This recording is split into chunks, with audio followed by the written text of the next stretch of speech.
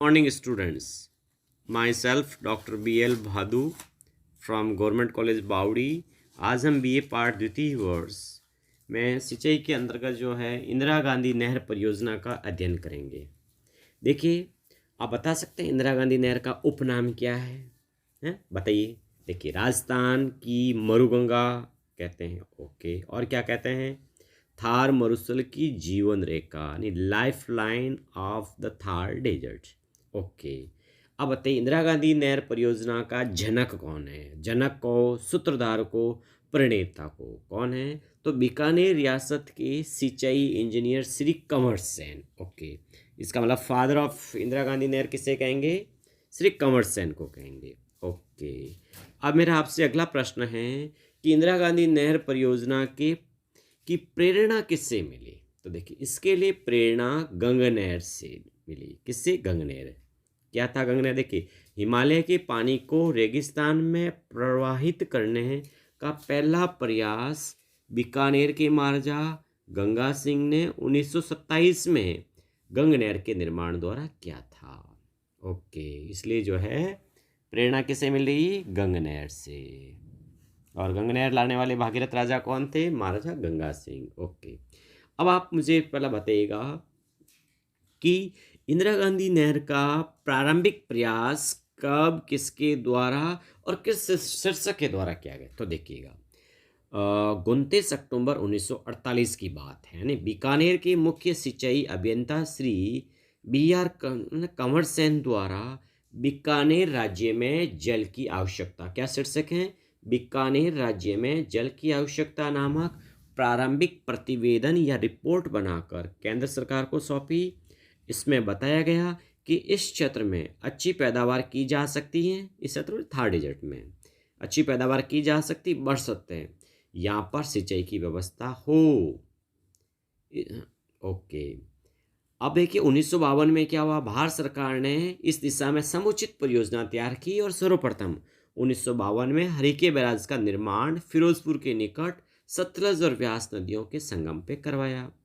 Okay, फिर 31 मार्च 1958 को तत्कालीन केंद्रीय गृह मंत्री गोविंद वल्लभ पंत ने राजस्थान नहर परियोजना का शिलान्यास या शुभारंभ किया। ओके, 19 दिसंबर 1958 को राजस्थान नहर बोर्ड का गठन किया गया, जिसका प्रथम अध्यक्ष श्री कंवर सेन को बनाया गया। ओके, 1963 में लिफ्ट स्कीम को योजना में शामिल किया गया और आखिर 2 नवंबर 1984 को तत्कालीन प्रधानमंत्री श्रीमती इंदिरा गांधी की मृत्यु के बाद राज्य सरकार ने राजस्थान नहर का नाम बदलकर इंदिरा गांधी नहर परियोजना कर दी। यानी राजस्थान नहर का नाम बदलकर इंदिरा गांधी नहर कब कर दिया गया? 2 नवंबर 1984। ऐसा क्या घटनाक्रम हुआ कि राजस्थान नहर का नाम बदलना पड़ा? क्योंकि 31 अक्टूबर 1984 को इंदिरा गांधी की मृत्यु होती है, उसके दूसरे दिन यानी 1 और 2 नवंबर को ही जो है राजस्थान नहर का नाम बदलकर इंदिरा गांधी नहर परियोजना हो गया। ओके, अब आप बताइए इंदिरा गांधी नहर का उद्गम स्थल कौन सा है?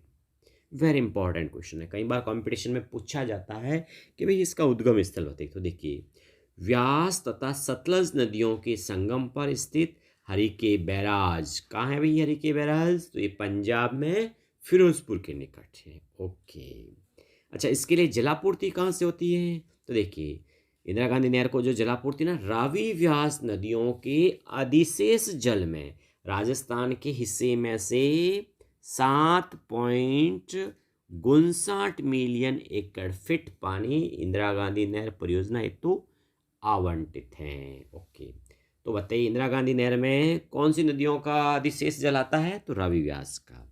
अच्छा, आप बता सकते हैं कि भाई इस नहर में लाभान्वित जिले कौन से हैं? 10 जिले होंगे, है ना? नाम बताइए लाभान्वित जिलों को। तो देखिए, इंदिरा गांधी नहर से लाभान्वित जिलों में हनुमानगढ़, गंगानगर, बीकानेर, चूरू, नागौर, जोधपुर, जैसलमेर, बाड़मेर, झुंझुनू और सीकर। अच्छा, मात्र इससे पेयजल कौन से जिलों को मिलता है? यानी सिंचाई नहीं, केवल पीने का पानी झुंझुनू को, सीकर को, नागौर को, बाड़मेर को, है ना, ये पेयजल। बाकी उपरोक्त जो 6 जिले हैं आप भी बताए थे आपको, वो सिंचित भी है। सिंचित में गंगानगर भी आता है, हनुमानगढ़ भी आता है ना, बीकानेर भी सिंचित में आता है ना, चूरू भी सिंचित में आता है ना, और बताइए जोधपुर भी सिंचित में आता है, जैसलमेर भी सिंचित जिलों में आता है, इसे चाहिए। अब आप बता सकते हैं कि प्रशासनिक सुविधा के अनुसार इंदिरा गांधी नहर का जो निर्माण कितने चरणों में किया गया है? 2 चरणों में किए गए है ना, प्रथम चरण और द्वितीय चरण, 2 ही चरण होंगे ना इसमें। अच्छा, देखिए वैसे इस नहर के भाग तो 2 हैं, एक तो राजस्थान फीडर के नाम से है और एक इंदिरा गांधी मुख्य नहर है। हम पहले बात करते हैं राजस्थान फीडर की, जिसे इंदिरा गांधी फीडर भी कहते हैं। देखिए राजस्थान फीडर की जो लंबाई है ना 204 किलोमीटर है। इसमें से है ना 167 यानी 169 किलोमीटर पंजाब और हरियाणा राज्यों में है और शेष 35 किलोमीटर राजस्थान में है। ठीक है, तो 169 और 35 कितना, 204 किलोमीटर राजस्थान फीडर। इस फीडर का निर्माण मुख्य नहर को जलापूर्ति हेतु किया गया। राजस्थान में ये फीडर नहर हनुमानगढ़ के मसेतावली हेड, मसेतावली हेड कहाँ है, हनुमानगढ़ में, टीबी तहसील का खारा गांव के में है ना। तो राजस्थान में जो ये फीडर नहर हनुमानगढ़ के मसेतावली हेड से प्रवेश करती है। राजस्थान फीडर हरिके बैराज से मसेतावली हेड तक है। अब देखिए इंदिरा गांधी मुख्य नहर की बात करते हैं। इंदिरा गांधी मुख्य नहर की कुल लंबाई 445 किलोमीटर है, जो मसेतावली हेड से मोहनगढ़ तक है। मसेतावली हेड का है हनुमानगढ़, मोहनगढ़ का है जैसलमेर। तो बताइए इंदिरा गांधी मुख्य नहर की कुल लंबाई कितनी है, तो 445 किलोमीटर। ओके, अब हम आगे बात करते हैं आपसे कि भाई इसका नहर का जो निर्माण कार्य 2 चरणों में किया गया उसका थोड़ा बताइएगा कि प्रथम चरण में क्या निर्माण हुआ, द्वितीय चरण में क्या हुआ। तो आप देखिए हम पहले बात करते हैं प्रथम चरण की। देखिए तो प्रथम चरण में 204 किलोमीटर राजस्थान फीडर नहर तथा इसका मतलब 204 में प्लस करना 189 199 किलोमीटर लंबी इंदिरा गांधी मुख्य नहर का निर्माण हुआ। अर्थात प्रथम चरण में 393 किलोमीटर भाग निर्मित हुआ। यानी यह चरण हरिके बैराज से बीकानेर के पुगल कस्बे के 77 गांव तक 393 किलोमीटर लंबा है, जिसके निर्माण का कार्य 5 है ना जून 1975 तक पूर्ण हो गया। इस चरण में कमरसेन लिफ्ट नहर बीकानेर लूणकरणसर का निर्माण हुआ। एक ही लिफ्ट नहर निर्मित हुई प्रथम चरण में, कौन सी, कमरसेन लिफ्ट नहर, पुराना नाम था बीकानेर लूणकरणसर लिफ्ट नहर। इस चरण में इंदिरा गांधी नहर से 3 शाखाएं निकाली गई, सूरतगढ़ शाखा, अनूपगढ़ शाखा व पुगल शाखा। ओके, अब हम बात करते हैं द्वितीय चरण की। तो देखिएगा इस चरण में 256 किलोमीटर लंबी इंदिरा गांधी मुख्य नहर शामिल हैं, जो 77 गांव से मोहनगढ़ कस्बे तक हैं। 77 गांव का है बीकानेर के पुगल में है और मोहनगढ़ का है जैसलमेर में है। देखिए 31 दिसंबर 1986 को 256 किलोमीटर लंबी मुख्य नहर का निर्माण पूरा हो गया। जैसलमेर जिले में सागरमल गोपा वो शहीद बीरबल शाखा प्रणाली, कौन सी, शहीद बीरबल शाखा प्रणाली का निर्माण किया गया। इस चरण में 6 लिफ्ट नहरें निर्मित की गई। द्वितीय चरण की हम बात करते हैं कि इस चरण को आगे बढ़ाकर बाबा रामदेव उप शाखा निकाली जा रही हैं, जो मोहनगढ़ से गडरा रोड तक है। मोहनगढ़ का है भाई, जैसलमेर में, और गडरा रोड का है, गडरा रोड तो ये बाड़मेर जिले में है। ओके, अब आप बता सकते हैं इंदिरा गांधी नहर में कुल लिफ्ट नहर कितनी हैं? तो लिफ्ट नहरें 7 हैं, है ना। और मुख्य शाखाएं कितनी हैं? तो इंदिरा गांधी नहर में मुख्य शाखाएं तो टोटल 9 शाखाएं। कितनी है? 9। अच्छा, अब आपको याद रखना है कि भाई कौन सी लिफ्ट नहर का पुराना नाम है, नवीन नाम क्या है, और इन लिफ्ट नहरों से कौन कौन से जो जिले हैं वो लाभान्वित होते हैं, है ना। और जब हम अगली जो क्लास पढ़ेंगे इसमें इंदिरा गांधी नहर में, तो उसमें हम ये भी देखेंगे कि इंदिरा गांधी नहर के आगमन से, है ना, राजस्थान के मरुस्थलीय जो पारिस्थितिकी तंत्र में क्या प्रभाव पड़ा।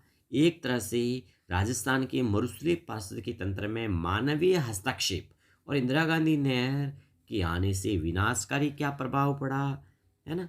भाई एक तो मानवीय हस्तक्षेप से भी कुछ प्रभाव पड़ा, एक नहर आगमन के कुछ जो है प्रतिकूल प्रभाव पड़े। तो इस तरह से जो है हमें कुछ एक पॉइंट निकालने होंगे। अब आपको देखिएगा, मैं रिकॉल करता हूँ, मैंने आपको पहला प्रश्न शुरू किया था कि इंदिरा गांधी नहर का उपनाम है क्या। अब आप मुझे इसका उत्तर दीजिए। तो देखिए, इसका उपनाम है राजस्थान की मरुगंगा और थार मरुस्थल की जीवन रेखा। अच्छा, इस नहर का जनक या सूत्रधार या पिता कौन है? तो श्री कंवर सेन। ओके। इस नहर की प्रेरणा किससे मिली? तो गंगनहर से मिली। ओके। ये किसने सबसे पहले केंद्र सरकार को एक प्रतिवेदन भेजा बीकानेर राज्य में जल की आवश्यकता नाम का? तो वो भेजा था कंवर सेन ने। किसने भेजा था? कंवर सेन ने। ओके। अब आप बता सकते हैं कि इस नहर का शिलान्यास कब हुआ? तो 31 मार्च 1958। किसने किया? गोविंद वल्लभ पंत ने। ओके। अब आप बता सकते हैं कि राजस्थान नहर का नाम 2 नवंबर 1984 को बदलकर क्या कर दिया गया है? इंदिरा गांधी नहर कर दिया गया है। Very good. इसका उद्गम स्थल कौन सी जगह है नहर का? हरीखे बैराज बांध से। अच्छा, जलापूर्ति किससे होती है? तो रावी व्यास नदियों की अधिशेष जल से होती हैं। Okay, thank you students.